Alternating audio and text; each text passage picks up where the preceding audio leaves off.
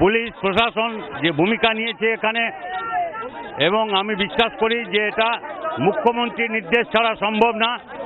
সর্বোচ্চ স্তর থেকেই এই পুলিশ প্রশাসনকে ব্যবহার করা হচ্ছে। এই ঘটনা ধামাচাপা দেওয়ার জন্যে প্রশাসনকে ব্যবহার করা হচ্ছে, যাতে করে এখানে যা ঘটনা ঘটেছিল এবং তার পিছনে শাসক দলের যে নেতারা যুক্ত ছিলেন, এই যে বাজি কারখানা বলে চালাবার চেষ্টা হচ্ছে, এটা একেবারে কোনো মানুষ, এখানে একজনও মানুষ নেই যে এটাকে সমর্থন করবেন। এবং ওদের এখনো ধমকানো হচ্ছে, এটাই হচ্ছে তাদের অভিযোগ এখনো, যাতে করে তারা সত্যি কথা বলতে না পারেন, তাদের মুখ বন্ধ করার জন্যে ধমকানো হচ্ছে। কিন্তু পুলিশই যেখানে প্রমাণ লোকপাট করে, সেখানে মানুষের বিশ্বাসযোগ্যতা অর্জন করতে পারছে না।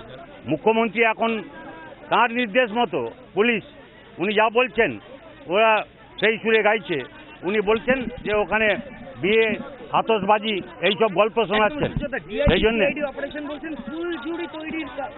হ্যাঁ, ওই বললাম ফুলঝুরি তো দেখছি, ফুলঝুরি এরকম ফুলঝুরি যে 14 জন ইতিমধ্যে মারা গেছেন, কিন্তু গ্রামবাসীরা মনে করেন যে তার চেয়ে বেশি মারা গেছেন। মুখ্যমন্ত্রীর পক্ষ থেকে যা বলা হচ্ছে এ কোনোটা বিশ্বাসযোগ্য না, এদের উপরে কোনো আস্থা নেই। এখানে সিআইডি মানে হচ্ছে চিফ মিনিস্টার নিজের ইন্টেলিজেন্স ডিপার্টমেন্ট।